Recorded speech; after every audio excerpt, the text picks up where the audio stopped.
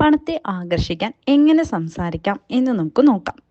ഒന്നാമതായി നമ്മുടെ സംസാരിക്കുന്ന ഓരോ വാക്കിനും ഊർജമുണ്ടെന്ന് മനസ്സിലാക്കുക. അതായത് നമ്മുടെ വായിൽ നിന്നും നമ്മൾ പറയുന്ന ഓരോ വാക്കിനും ഊർജമുണ്ട്. നെഗറ്റീവായി നിരന്തരം സംസാരിക്കുന്നവരുടെ ജീവിതത്തിലേക്ക് നെഗറ്റീവായ കാര്യങ്ങൾ വരും. എന്നാൽ പോസിറ്റീവായിട്ടാണ് നിങ്ങൾ സംസാരിക്കുന്നതെങ്കിൽ പോസിറ്റീവായിട്ടുള്ള കാര്യങ്ങൾ വരും. എല്ലാവർക്കും എപ്പോഴും പോസിറ്റീവായി സംസാരിക്കാൻ കഴിഞ്ഞെന്ന് വരില്ല. എന്നാൽ നിങ്ങൾ ബോധപൂർവം നെഗറ്റീവായിട്ടുള്ള സംസാര രീതി ഒഴിവാക്കുകയാണെന്നുണ്ടെങ്കിൽ നിങ്ങൾക്ക് തന്നെ മാറ്റം അറിയാൻ സാധിക്കും. എന്തെല്ലാം വാക്കുകളാണ് നമുക്ക് ഒഴിവാക്കേണ്ടത്, അതുപോലെ തന്നെ എന്തെല്ലാം വാക്കുകളാണ് നമുക്ക് പറയാൻ സാധിക്കുക എന്ന് നമുക്ക് നോക്കാം. ഒന്നാമതായി ഇപ്പൊ ആരെങ്കിലും നമ്മളോട് ചോദിക്കുകയാണ്, എങ്ങനെ പോകുന്നു കാര്യങ്ങളൊക്കെ, സുഖമാണോ, അല്ലെങ്കിൽ എങ്ങനെ പോകുന്നു ജീവിതമൊക്കെ, എങ്ങനെ ചോദിക്കുന്ന സമയത്ത് നമ്മൾ എന്താ പറയുന്നത്? കുഴപ്പമില്ല എന്നാണ് പറയാറ്, അല്ലേ? കുഴപ്പമില്ല, ഓ തട്ടിയും മുട്ടിയൊക്കെ പോകുന്നു, അല്ലെങ്കിൽ കുഴപ്പമില്ല, അല്ലെങ്കിൽ എല്ലാം പ്രശ്നമാണ്, ഇങ്ങനെയൊക്കെയാണ് നമ്മൾ സ്വാഭാവികമായി സംസാരിക്കുന്നത്.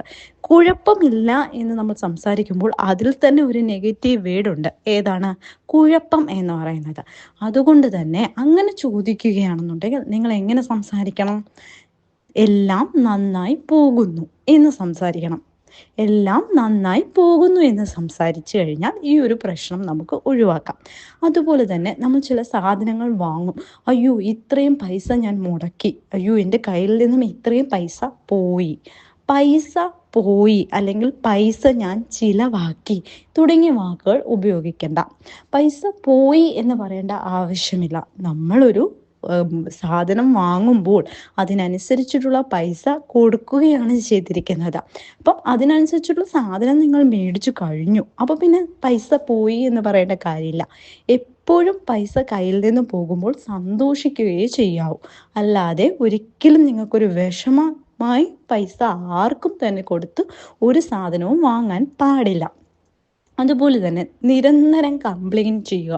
അയ്യോ എനിക്ക് ധനമില്ല, എനിക്ക് പൈസയില്ല, എൻ്റെ ബാങ്ക് അക്കൗണ്ടിൽ ഒന്നുമില്ല, എനിക്ക് പൈസ ഉണ്ടായിരുന്നുവെങ്കിൽ അത് മേടിക്കാമായിരുന്നു, എനിക്ക് പൈസ ഇല്ലാതായിപ്പോയി. പൈസ എന്ന് പറയുന്ന ഒരു വാക്ക് നെഗറ്റീവായിട്ട് ഒരിക്കലും ഉപയോഗിക്കരുത്. എനിക്കില്ല പൈസ എന്ന രീതിയിൽ സംസാരിക്കാനേ പാടില്ല.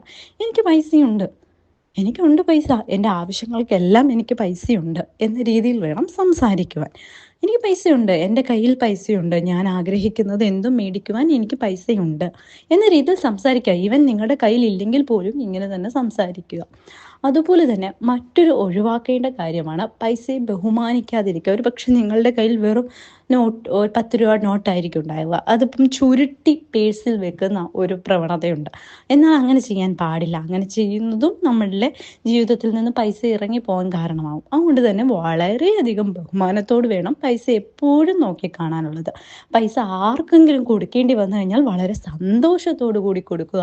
പൈസ ഇല്ല, എൻ്റെ ഒക്കെ പൈസ ഇല്ല, എനിക്ക് പണമില്ല, എനിക്ക് പണത്തിന് ധാരാളം ബുദ്ധിമുട്ടുകളാണ്, എനിക്ക് എപ്പോഴും കടമാണ് തുടങ്ങിയ കാര്യങ്ങൾ ഒരിക്കലും പറയാതിരിക്കുക.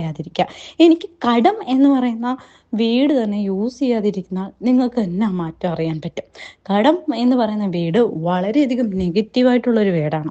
അപ്പം അത് ഉപയോഗിക്കാതിരുന്നാൽ തന്നെ ജീവിതത്തിൽ ഒരുപാട് മാറ്റങ്ങൾ ഉണ്ടാവും. അപ്പം എങ്ങനെയാണ് അതിപ്പം നമ്മൾ സംസാരിക്കുമ്പോൾ തീർച്ചയായിട്ടും നമ്മളുടെ വായിൽ നിന്ന് ഇത്തരം വാക്കുകൾ പറയും. അപ്പം തന്നെ നിങ്ങൾ ക്യാൻസൽ അടിച്ചു കഴിഞ്ഞു കഴിഞ്ഞാൽ ഈ പ്രശ്നം മാറ്റും. അതായത് നിങ്ങൾ എന്തെങ്കിലും പണവുമായി ബന്ധപ്പെട്ടിട്ടുള്ള എന്തെങ്കിലും ഒരു നെഗറ്റീവ് വേർഡ് പറയുകയാണെങ്കിൽ അപ്പോൾ തന്നെ നിങ്ങൾ ചിന്തിക്കണം, അയ്യോ ഞാൻ ഇങ്ങനെ പറയാൻ പാടില്ല, ക്യാൻസൽ ക്യാൻസൽ ക്യാൻസൽ. 3 വട്ടം ക്യാൻസൽ പറഞ്ഞിട്ട് നിങ്ങൾ പറഞ്ഞ വീടിനെ ആ ഊർജ്ജത്തിൽ നമുക്ക് ക്യാൻസൽ ചെയ്യാൻ പറ്റും. നിങ്ങൾ ഇങ്ങനെ ഒന്ന് ചെയ്തു നോക്കൂ, നിങ്ങൾക്ക് തന്നെ വ്യത്യാസം മനസ്സിലാക്കാൻ സാധിക്കും.